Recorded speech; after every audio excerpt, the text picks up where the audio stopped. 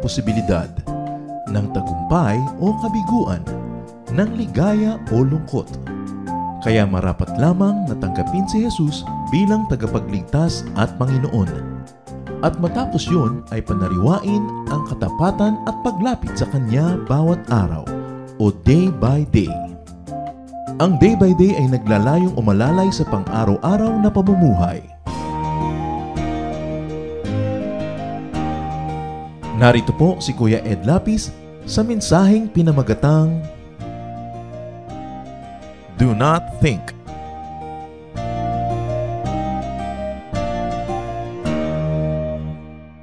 Gusto niyo po ba ang kalagayan niyo ngayon sa buhay? Halimbawa, ang inyong station in life. Gusto niyo ba yung dynamics ng relasyon niyo sa inyong mga kasama sa office, sa bahay? Gusto niyo ba yung kalagayan niyo? Karamihan, ang nangyayari sa ating buhay, hindi yan kapalaran. Hindi rin God's will. Kasi maraming hindi maganda nangyayari sa buhay ng tao. Alangan naman yun ang God's will. Maraming nangyayari sa buhay natin at na nakakalagyan natin ng sitwasyon kasi bunga yun ang paraan ng ating pag-iisip. Kaya yung mapag-isip, halimbawa na mga agresibo, madalas yun napapaaway. Yung ang paraan ng pag-iisip ay laging, sige, pasensya ka na lang ng pasensya, madalas yun ang naaapi. Yun namang mga mahilig mang lamang, yun ang maraming nakakaaway. Kung paano ka mag-isip, gano'n na magiging buhay mo. Kaya ang sabi sa 2 Corinthians 10:5, we take captive every thought to make it obedient to Christ. Hindi pinapasunod kay Kristo yung kamay, yung paa, yung bibig, yung mata, hindi. Ang pinapasunod, yung isip. Kasi yung isip lang naman ang sinusunod ng ating katawan. Kaya napakahalaga na binabantayan kung paano tayo nag-iisip. Kung lagi kang halimbawa na ang tendency mo mag-isip, sensitive ka, lagi ka nasasaktan. Kung proud ka, lagi ka na lang may nakakaaway, o kaya nalalayo ka sa mga mahal mo sa buhay. Paano tayo mag-isip? So we watch our thoughts because they become words. Words can become actions. Actions can become habits. Pag pinag-uulit-ulit, habits can become your character, and your character, your destiny. Kaya maraming tao magtataka, bakit lagi nilang ako yung nawawalan ng cellphone? O ako yung nadudukutan? O ako yung nababastos?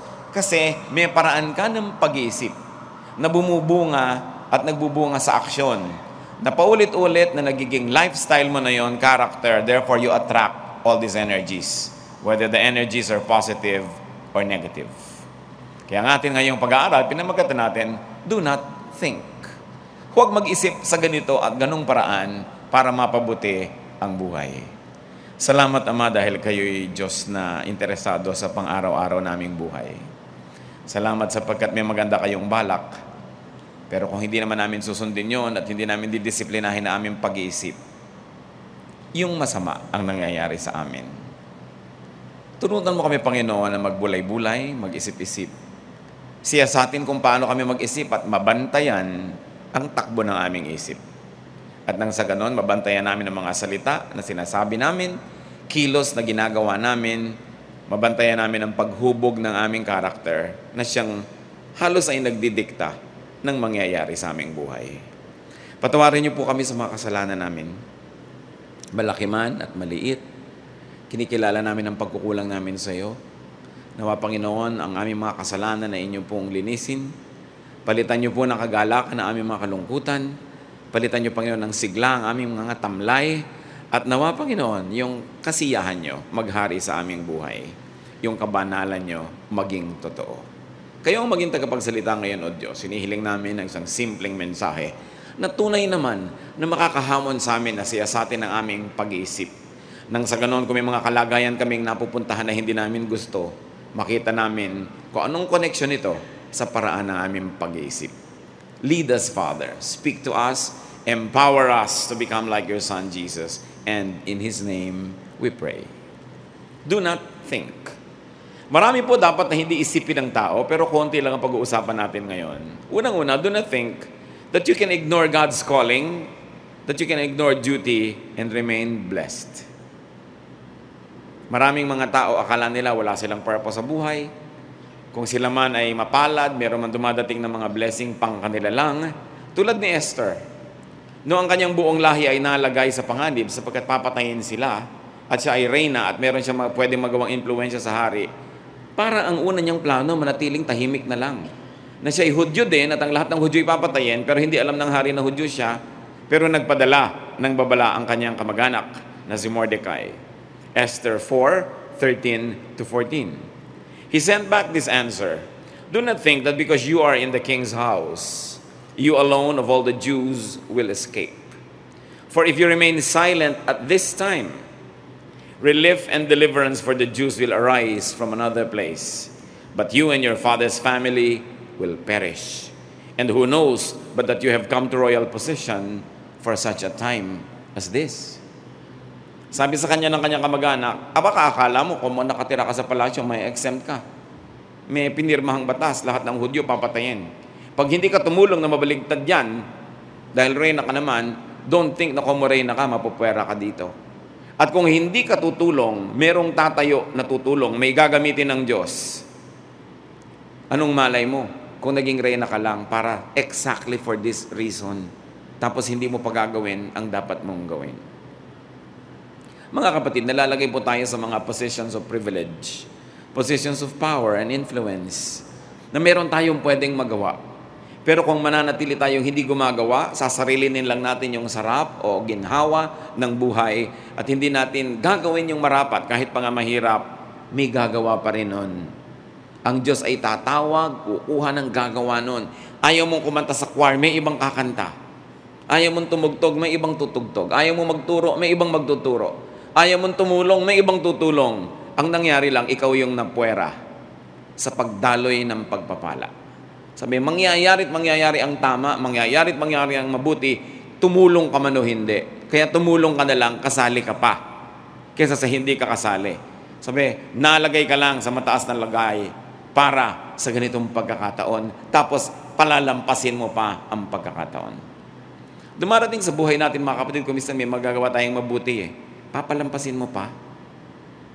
Paminsan-minsan lang, halimbawa na may kamag-anak kang nangangailangan, kaya mong tulungan, papalampasin mo pa. May tutulong din yun. Makita mo yung hindi mo tinulungan ngayon, yung hindi mo tinulungan mag-enroll, makita mo naka-enroll din yun Kaya lang, puwera ka, hindi ka kasali sa tumulong. Makikita mo may sakit na tao, hindi mo dinalaw, babangon din yun, gagaling din yun. Ang matatandaan, hindi mo dinalaw. Sa dinami-rami ng dumalaw, isa ka sa hindi. Bakit mo sasayangin ang pagkakataon to do good when you can?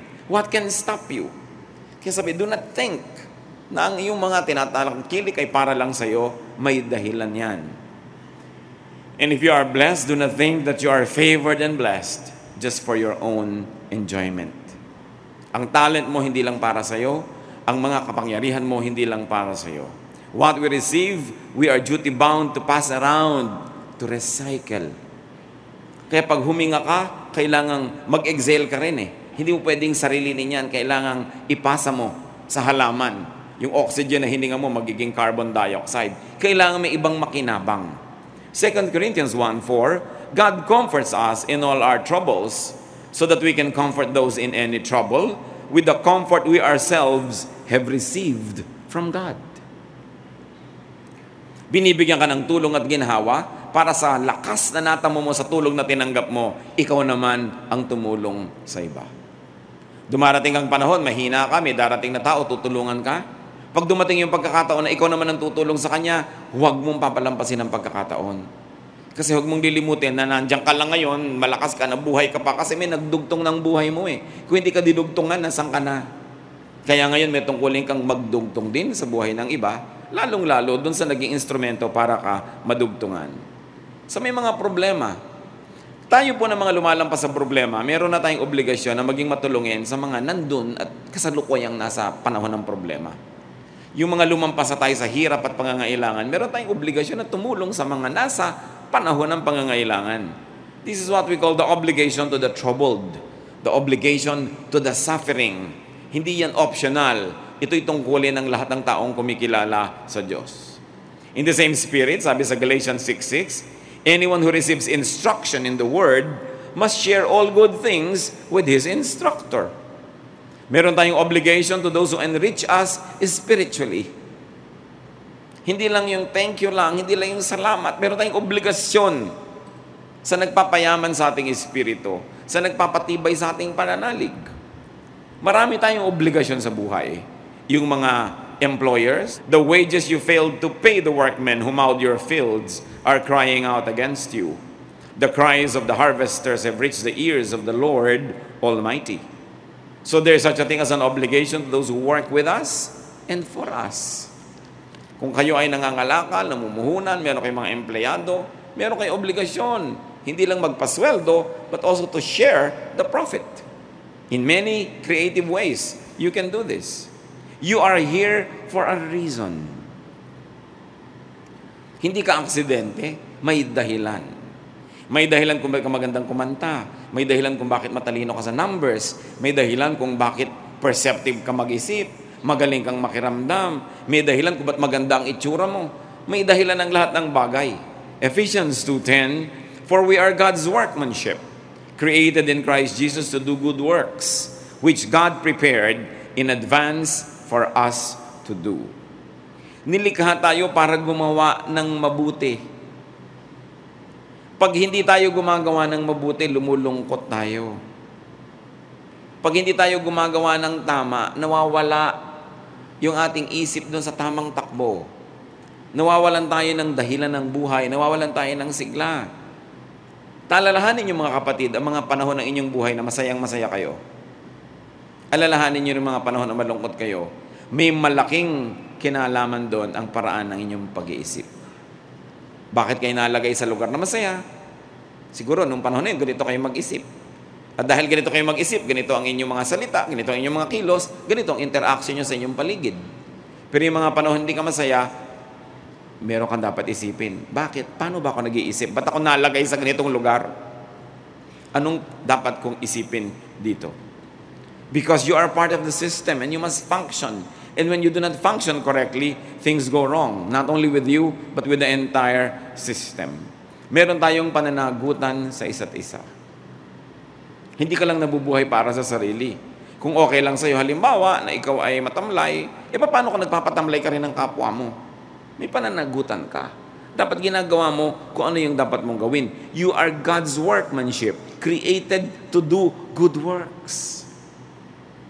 Kung minsan meron isang pamilya ang lungkot-lungkot dahil meron dong isang member, siguro sinira niya yung buhay niya, o kaya ay ayaw niyang makinig, hindi siya lagi nagko-cooperate, o kaya ay hindi na gagawa yung mga duty niya, lahat na apektuhan. Hindi pwedeng ikaw lang maapektuhan ng sarili mong ginagawa because you're part of a system.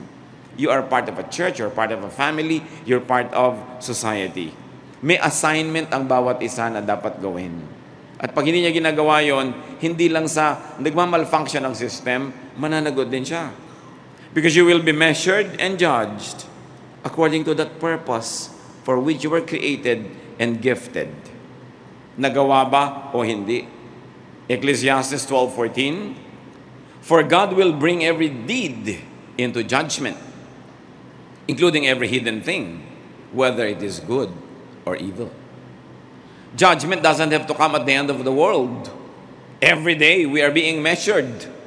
At kung ano itinatanim natin, nagbubunga yon at nagkakaroon ng bearing sa ating buhay. So do not think na para sa'yo lang ang magagandang bagay. Pag gano'n ang takbo ng iyong isip, may pagkakalagyan ka na naman sa interrelationship mo with people. It will determine your dynamics with people. Now, do not think evil for others. Huwag magplano ng masama. Do not plot against people. Zechariah 7:10, do not oppress the widow or the fatherless, the alien or the poor, therefore the weak. In your hearts, do not think evil of each other. So sa biglang tingin, ang pinag-uusapan dito, mga balo, mga ulila, mga foreigners na walang kamag-anak, so pwedeng-pwede mong apihin. Pero generically, ang sinasabi din dito, huwag mong apihin yung kaya mong apihin. Kung meron kang impluwensya, kapangyarihan, meron kang kakayanan kahit papano na manakit ng damdamin, kawawain ng isang tao, huwag mong gawin. Meron kang power over people. You know, people who love us are weak. Because if you are the object of that love, you have power over that person. Ang power hindi lang pera, ang power hindi lang posesyon, ang power hindi lamang kayamanan o physical strength. Because everybody who has affection for you will be affected by you. So paano mo ginagamit yung power mo na yon? Are you making them feel good or bad? Pinapatahimik mo ba o ginugulo mo ang kanilang kalooban? It's an oppression. When you use that power to make people who are under your influence unhappy. Micah 2:1, woe to those who plan iniquity, to those who plot evil on their beds. And at morning's light, they carry it out because it is in their power to do it. Sabi, sumpain yung mga nagbabalak ng masama laban sa kanilang kapwa, pinagpaplanuhan, iniisip, at oras sa kaya na nilang gagawin nila dahil may kakayanan naman sila. It's a wrong use of power. Kasi ang power na ibinigay sa atin ng Diyos, power to love, to nourish, to care. Hindi power para manakit, hindi power para mangbaliwala, hindi power para pasakitan mo ang iyong kapwa, kundi para mahalin mo siya, para mo siya alagaan. And very especially, God hates plotting evil against the innocent and against those who are good to you. Yang mga paggawa na yan ng masama, hindi lang eka mo yung paggawa ng masama. Pwede kang magplano, gagawin kita ng masama. Okay? Masama yun. Pero pwede ka rin magplano, hindi kita gagawa ng mabuti. Masama na rin yun. Because for him for him who knows what is right to do and does not do it, it is sin. So hindi sapat na gagawa ka ng destructive thing. Yun lang hindi ka nakakagawa ng constructive thing na kaya mo naman, masama na yun. Nagbabala ka, ay, ibablock ko ang kanyang mga plano. Bibiguin ko ang kanyang mga gusto. Kung mataas ang ranggo mo, ay, tatanggalan ko siya ng promotion. O kaya may binabala ka, basta, hindi ko siya pasasayahin. Hindi ko siya bibigyan ng halaga. Masama rin mga plano yun. Dahil ang itinuto sa atin ng Diyos is to do good. Especially to those who are in the family of faith, who are in your own family, in your circle of friends, those who are in a loving and nourishing relationship with you. Another way is do not think proudly. Marami tayong kinakasadlakan na hirap. Hirap sa buhay, hirap ng loob, kasi tayo ay mapagmataas. Romans 12:3, do not think of yourself more highly than you ought. Pride says, I deserve this, especially the good. Pag na-promote ka, I deserve this. Mas marami kang uwing pera kaysa doon sa kasama mong partner sa trabaho, I deserve this. Mas masarap yung ulam mo kaysa kapatid mo, I deserve this. Oras na nagsimula tayo mag-isip ng ganyan mga kapatid, maghagasgas ang ating budhi, mababawasan ang sensitivity natin sa ating kapwa, we will begin to have a sense of entitlement. Then we become less kind and less giving and nourishing. So pride says, I deserve this good. And on the reverse, pride says, I don't deserve this evil. Pag may nangyayari sa ating hirap, ang unang sinasabi ng mga mapagmataas, hindi ko to deserve. I deserve a better deal. I deserve a better treatment. I deserve a better whatever. Pero dapat mong isipin, totoo ba yun? Or do I really deserve the evil that is happening in my life? Pag may nangyayari sa buhay natin na hindi maganda, masakit, mahirap, ang dapat natin munang isipin, ano ba ang pananagutan ko? Bakit nagkaganito? Hindi lagi mong isipin, iba ang may pananagutan, yung kalaban ko ang may pananagutan, ako, I'm entitled to something better. I am not deserving this wrong that is happening to me. The moment you think that way, you will never be able to correct yourself. Ano bang mawawala sa isang tao kung una niyang inisip na siya ang may kasalanan? Halimbawa, may nagka-problema, isipin mo agad, ako may kasalanan. May masama bang mangyayari sa'yo noon? Wala. Kasi kung talaga namang hindi kong may kasalanan, lalabas din yung totoo at yung budhi mo rin na magsasabing, wala ka naman talagang kasalanan. So you better begin with that. Nagkagalit kayo ng kumare mo, huwag mo agad isipin, kasi masama siya, kasi ganun siya. Isipin mo agad, teka, ano ang problema sa akin? Ano bang ginawa ko na nag-contribute sa ganitong pangyayari? Kasi kung talagang wala naman kayong ginawang masama, lalabas din yung totoo. Paano kung meron pala? And usually, meron naman. Pero ano ngayon ang mangyayari kung agad-agad sisisihin nyo yung kapwa nyo? Absuelto agad ang sarili ninyo. Tapos may mga advice pa siya, oo, tama ka, tama ka. Kuminsan, you don't get good advice, kaya mali-mali ang nangyayari sa buhay mo. Kaya mahalaga rin yung meron sumasalungat sa'yo, sasabihin, teka, mali ka dyan. Mag-isip-isip ka. Madalas, tayo naman talaga yung mali. O at least, pareho kayo na mali pag meron kayong nakaaway. Pero para i-assign mo agad sa kanya lahat yung mali, hindi ka na mag-iisip eh. Therefore, every product of your mind will be towards you being proud and being selfish. And then you will never be able to solve problems around you. This sense of entitlement can destroy our value system. So do not presume on birthright.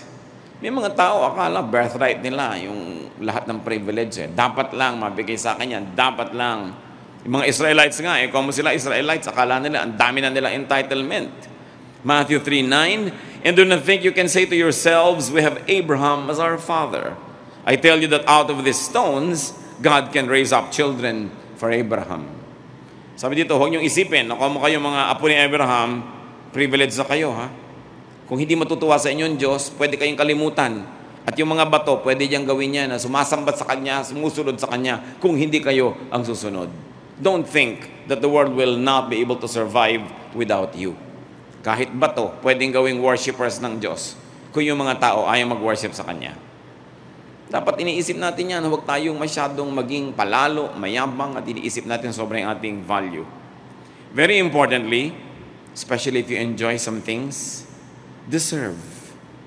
And continue to deserve the good you want to enjoy. Kung may nagpahiram sa inyo ng tsinelas kahapon, don't think and presume na duty na niya na ipahiram pa rin niya yun today. Baka kahapon, medyo kayo deserving, pero ngayon hindi. So, binawi ang tsinelas. So, deserve and continue to deserve. Every day you have to work. Every day you have to be worthy of the good things you receive. One good situation long ago will not entitle you to a lifetime of privilege. Lagi kang nagsisikap, lagi kang gumagawa, you are as good as your last performance. Kaya marami tayong mga bagay na nawawala sa ating buhay because to begin with, we don't deserve it, but we don't even do anything to have a semblance of deserving it. Ang nangyayari tuloy, nababawian tayo. Sa Bible, ang dami nabawian ng mga even anointing. Nababawian ng mga privileges, nababawian ng blessing, kasi akala nila automatically dapat tanggapin na lang nila yon. Yung mga taong napopromote sa trabaho, matapos magsikap, tapos na-promote, bigla nagiging tamad, nagiging mayabang, nagiging selfish.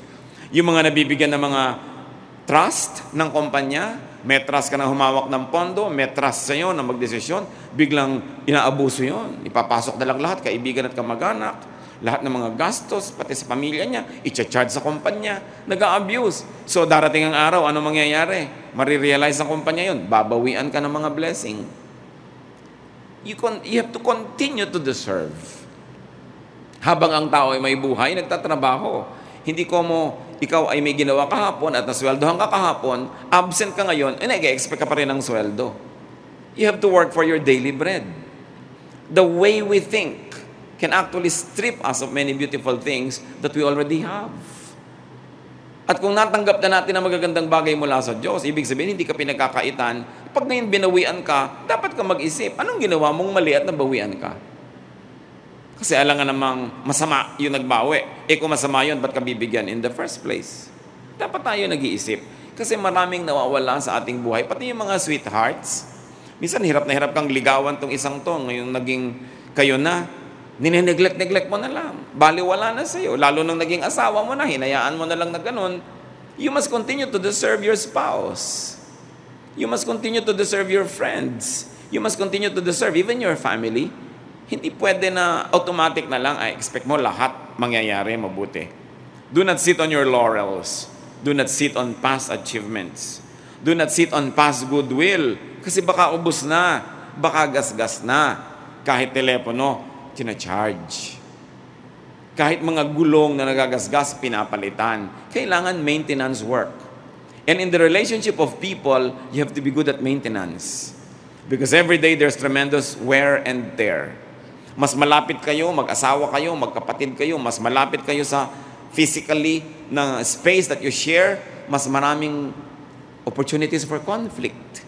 Therefore, mas dapat lalagay ka ng lagay ng lubricant, lagay ka ng lagayan ng mga pampaayos, pampaganda, repair ka ng repair. Hindi pwedeng tumutunog-tunog na yung pinto mo, ang ingay-ingay na, ayaw pang lagyan ng oil. Hindi pwedeng yung makina ng kotse mo, pumipitik-pitik na, ayaw mo pang ayusin. Kasi magbabag down yan, biglang mawawasak na lang. You have to continue to work, to do good. And this is a way of thinking. Makikita mo sa mga bahay lang merong mga pintong giba-giba, hirap na hirap isara, hirap na hirap ibukas. Araw-araw binubuksan, isinasara, pero walang gumagawa para repairin yun. So alam mo, bakit ganito mag-isip ang mga taga dito sa bahay na to? Di nila ayusin yung pinto nila. Bakit yung gripo nila tulo ng tulo, hindi nila gawa ng paraan na matanggal yung tulo nun kasi nagsasayang. Nasa pag-iisip lahat yan. It's all here. How do you think?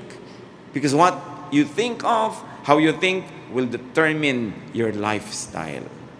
It will determine your dynamics with other people. Huwag niyong laging sisisihin ang mundo. Laging you and me against the world or the whole world is ganging up against me. Dapat tayo mag-isip, ano ang pananagutan ko dyan? It's a way of thinking. On the other hand, while we should not be thinking proudly, do not think of yourself also as inferior. Kahit anong extreme, masama. Huwag mo isipin na baliwala ka, trapo ka na lang, pwedeng baliwalain.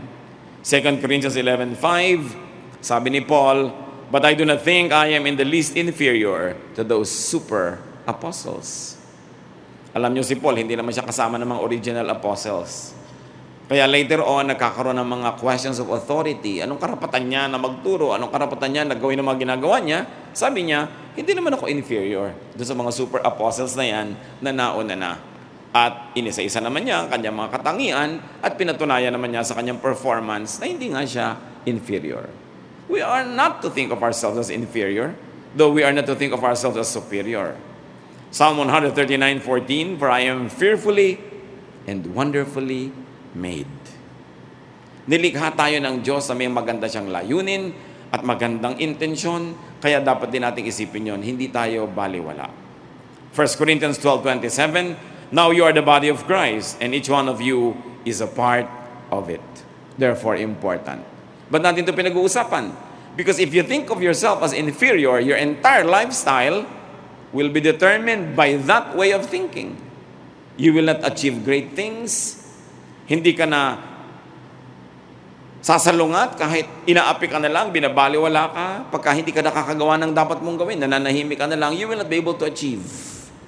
You were created to do good works. Pag may inferiority ka, hindi mo magagawa yun. Hadlang yun. Pag naman mayabang ka, hindi mo rin magagawa dahil maraming maiinis sa'yo. Hindi ka tutulungan. Baka hadlangan ka pa. Kaya dapat, timplado ang ating pamumuhay. Yes, you're part of the body of Christ. Therefore, you should function and do your part. You were created for a purpose.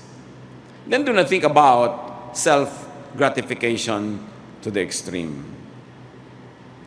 Nabubuhay tayo para hanapin ang ating mga kailangan, para bigyan ng ginhawa ang ating mga sarili at ating mga mahal sa buhay, pero huwag itong sobrang seryosohin na sarili na lang, kasiyahan na lang ng sarili ang ating iisipin. Romans 13:14, "Do not think about how to gratify the desires of the sinful nature." Huwag daw dapat laging pagbigyan yung kasamaan, yung likas na sama nating lahat. At yun ay hindi lang yung pagpatay, hindi lang paninira. Sama din yung mga little pleasures mo pagka may napapahamak. Mga little pleasures mo pag may nasasaktan ka. Kuminsan yung mga biruan, sakitan ng loob, pataasan, tapos natutuwa ka. This is also sinful. Yung mga contest na hindi naman kailangan, gusto mong laging manalo, gusto mong lagi ikaw manaig, yan ay mga kasalanan din. Kaya sabi sa Colossians 3:2, "Set your minds on things above, not on earthly things." At hindi lang ito pag-iisip ng mga bagay na nandun sa langit, kundi pag-iisip ng mga bagay na makalangit. To set your mind on higher, nobler, kinder ways. Yan yung mga ways of heaven. That you ask yourself, is this a kinder way? Is this the nobler way of doing it? Ano ang ginagawa ko? Bakit ganito ang nangyayari? sa buhay ko. Watch what you think. Watch your imagination because it is a powerful way of becoming your reality. Pag sa inyong higaan ngayong gabi, iniisip nyo pa lang, ay, dadalawin ko ang ninang ko bukas, malamang madalaw nyo. Pero pag sa higaan nyo sinabing bukas, hindi ko siya pupuntahan, malamang hindi nyo siya mapuntahan.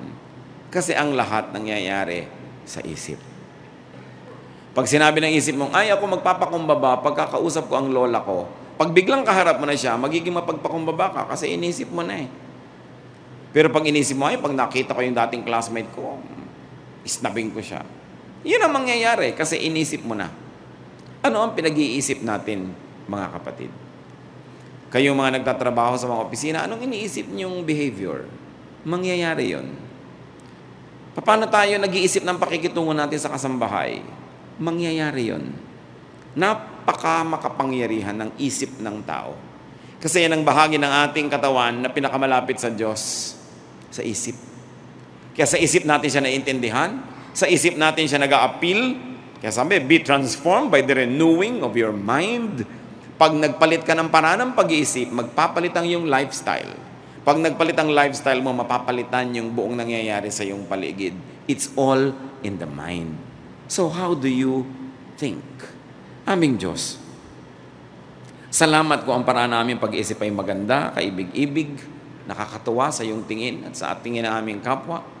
Salamat ko kung ang paraan namin pag-iisip ay mapagpakumbaba, masipag, magiliwin.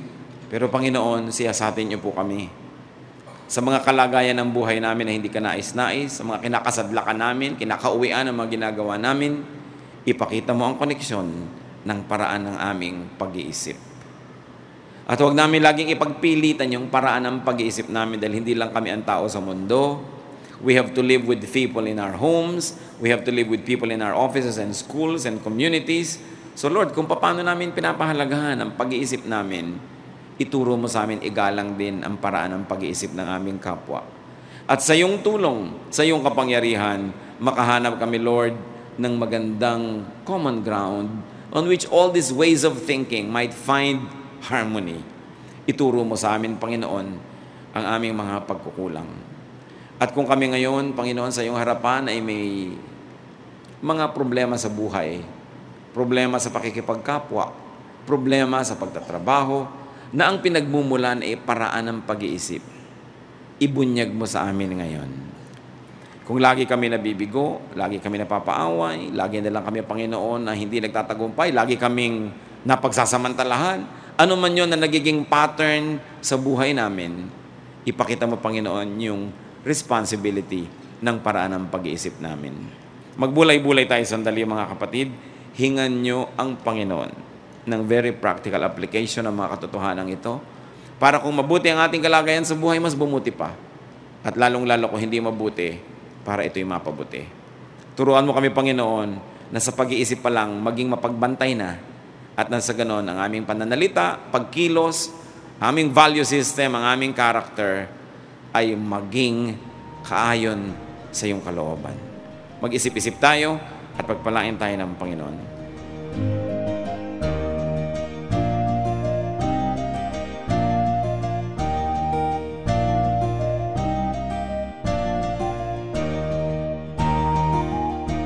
Ang katatapos pong mensahe ni Kuya Ed Lapiz ay pinamagatang Do Not Think.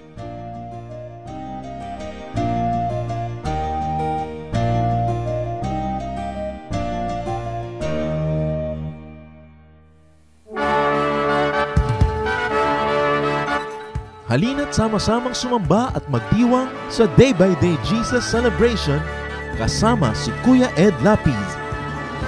Bulwagan ng Panginoon, PICC, one Sunday a month, Philippine International Convention Center, Rojas Boulevard, Pasay City. All other Sundays sa mga day-by-day mini-bulwagan ang pagtitipon. Para sa buwan ng Oktubre, gaganipin ito sa October 6, 2024. 8 a.m. ang First Jesus Celebration, 10 a.m. naman ang Second Jesus Celebration. Para sa iba pang detalye, bisitahin ang ating official Facebook page, Day by Day Friends.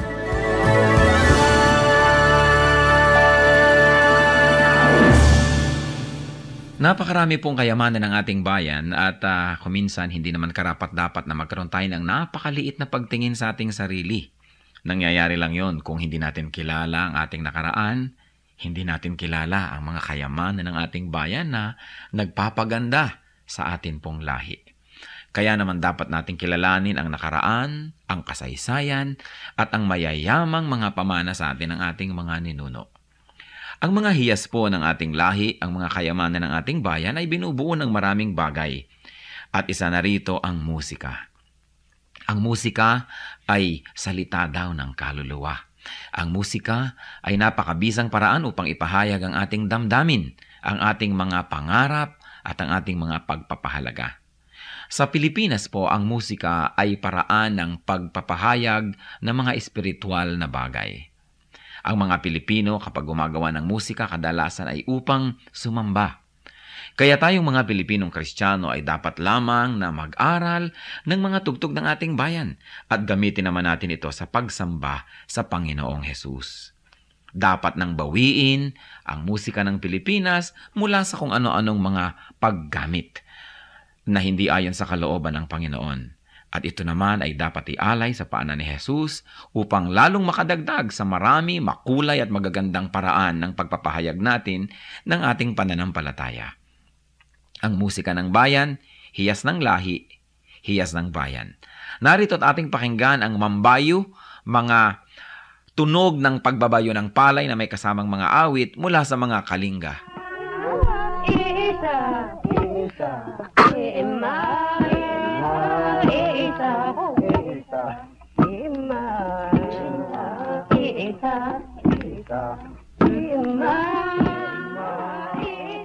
Ang mambabayo ay isang karaniwang gawain ng mga kalinga at ito ay pagbabayo ng palay.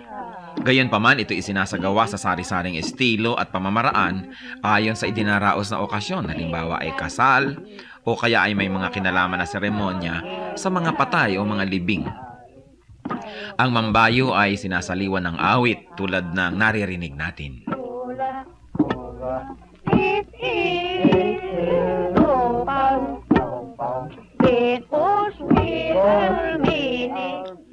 Ang sinasaliwan ng awit na pagbabayo ng palay ay ginagampanan ng 8 kababaihan at sinasagot naman ng mga kalalakihan. Paulit-paulit at mauulit na maririnig ang ritmikal na pag-awit ng mga salitang ima, isa o insa.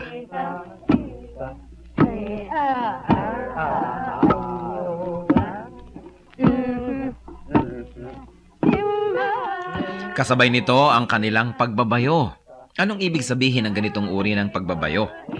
Pagbabayo ng palay na hindi lamang ang dahilan o ang gustong mangyari ay makapagbayo ng palay, ito rin ay isang bigkis panlipunan. Sa pagbabayo, makikita ang tulungan, pakiramdaman, pagsasaya. At makikita natin ang pagiging dakilang mga musikero ng mga Pilipino na maging sa pagbabayo ng palay, gumagamit sila ng musika, hindi lang upang sila ay malibang at pagaanin ang trabaho, kundi patuloy na ipahayag ang kanilang nadarama. Sa mga Katagalugan at sa mga nasa kapatagan ng Luzon, uso rin ang bayuhan, lalo ang pipigan. At kadalasan, yung halo na ipinangbabayo ng pinipig, inuukit pa ang loob nun at nilalagyan ng parang bolang kahoy sa loob na habang nagbabayo, kakalog-kalog naman ang bolang ito at gumagawa na naman ng isang ritmo.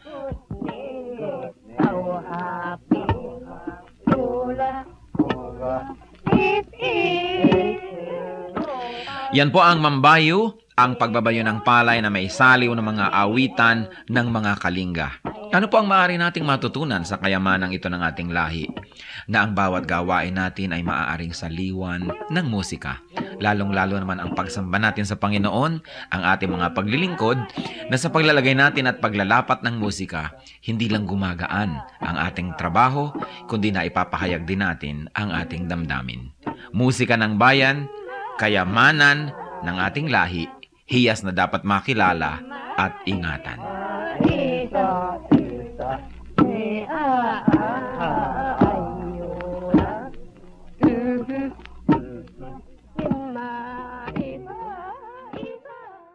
Sa inyo po, Panginoon, lapat itong aking loob na sumilong at pasakop, makisuno at sumukob. Sa tuwing kayo'y lalapitan ay lagi nang gumagabay, taus-pusong lumilingap sa bawat pusong sugatan. Kabutihan yung matapat, bukas palad kung magbigay, kahit ang tulad kong abay, walang patagong anuman.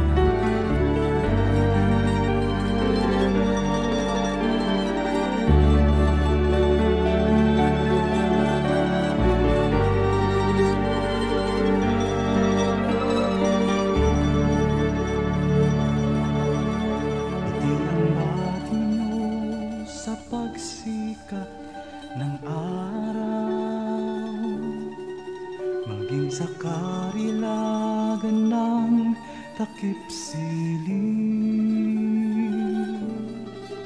at sa kandili nyo ako'y hindi maliligaw.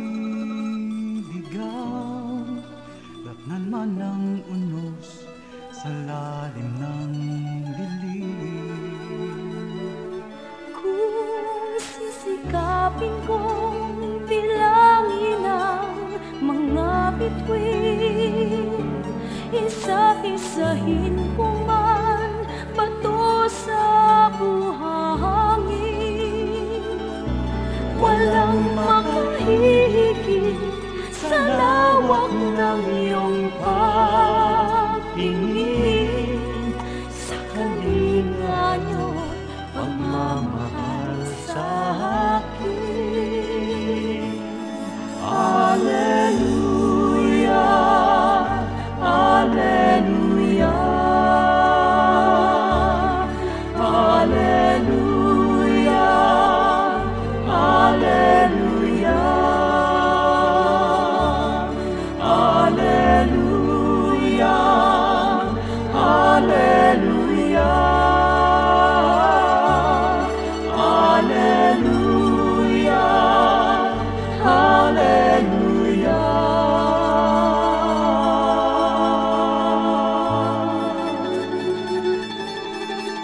Ang aming nais ko'y purihin ka sa magdamag, makasama ka maging sa pighati. Ako'y nagagalak sa kaligtasan niyo't habag, pagkat paglapit ko, ngiti ang iyong bati. Alleluia, Alleluia,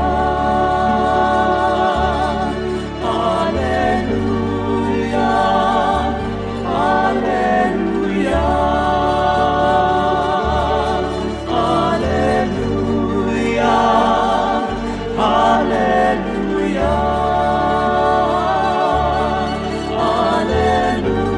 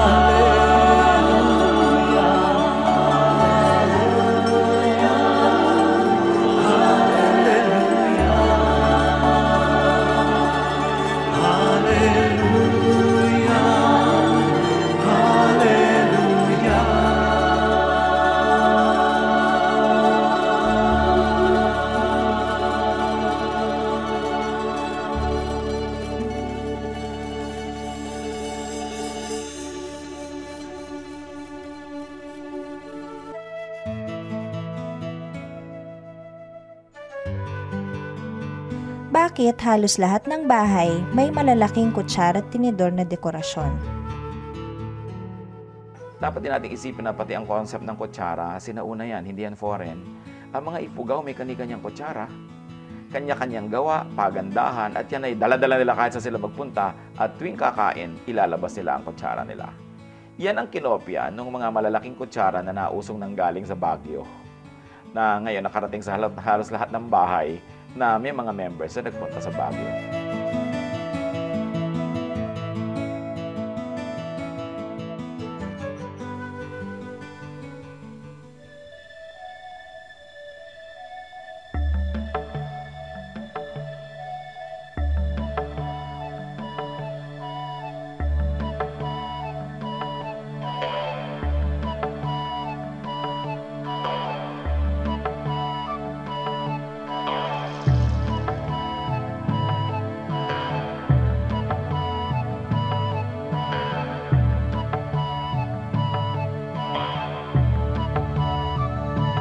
Sa pagsikat ng araw hanggang sa paglubog nito, ngalan ni Jesus papupurihan.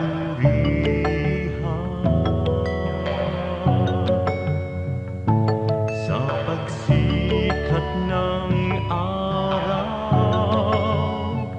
hanggang sa paglubog nito, ngalan ni Jesus papupurihan.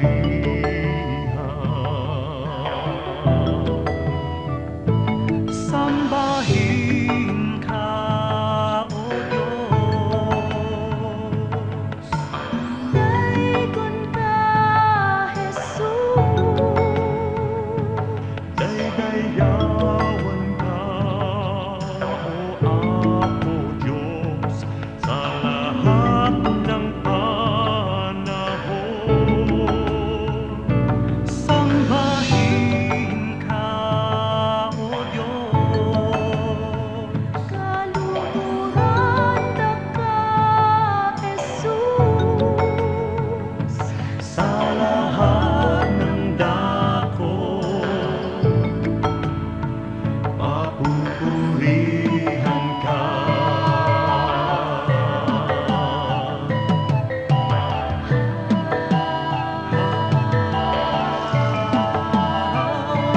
Sa pagsikat ng araw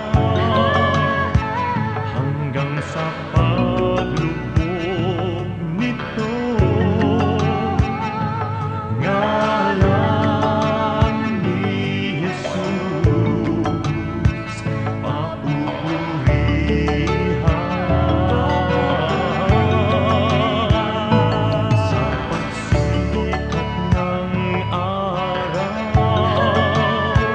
hanggang sa paglubog nito,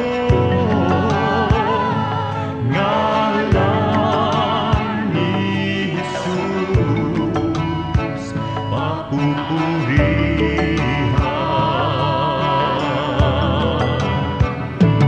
Sambahin ka, O Diyos.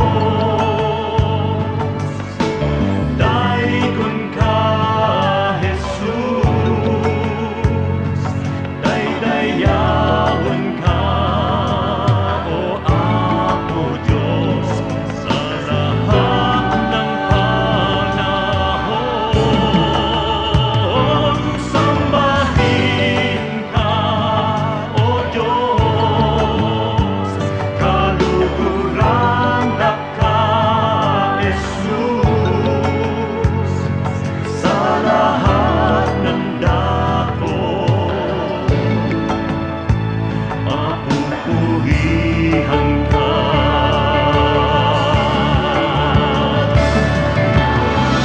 Sa pagsilay ng liwanag mula doon sa silangan, nadarama at nakikita ang sa inyong pagmamahal. Lumalandas, humahawan, tumatanglaw sa aking daan, nangunguna, gumagabay sa aking bala ng kapal. Sa pagtatalyaong gabi na malamig at mainam, akin namang nalalasap ang inyong kapayapaan. Pati ningning ng bituin at liwanag niyong buwan ay banayad kaya dulot ay madlang kapahingahan. Sa gabi man o sa araw, sa dilim man o liwanag, kayo ay aking kapiling sa lahat ng kalagayan. Ako'y hindi natitiis, ako'y hindi iniiwan, kaya lubos na papuri ang sa inyo'y aking alay.